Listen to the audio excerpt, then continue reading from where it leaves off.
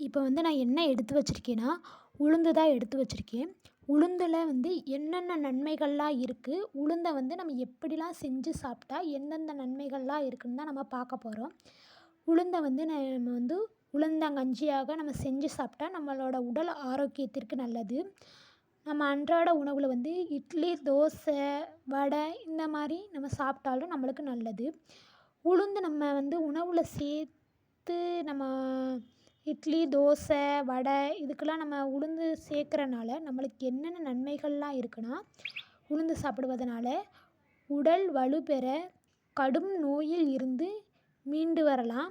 நம்ம வந்து நம்மளுக்கு வந்து உடல் வந்து பலவீனம் இல்லாம நல்லா ஸ்ட்ராங்கா இருக்கும்.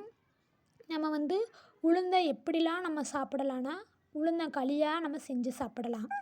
கஞ்சியா நம்ம செஞ்சு சாப்பிடலாம்.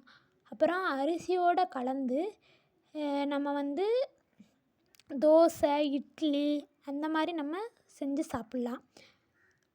நம்ம உடல் வந்து பாதிக்காம இருக்கும். உளுந்து நம்ம சாப்பிட்டோம்னா, நம்மளுக்கு வந்து மன அழுத்தம் வந்து நம்மளுக்கு இருக்காது. அப்புறம் வந்து தூக்கமின்மை பிரச்சனையும் நம்மளுக்கு இருக்காது.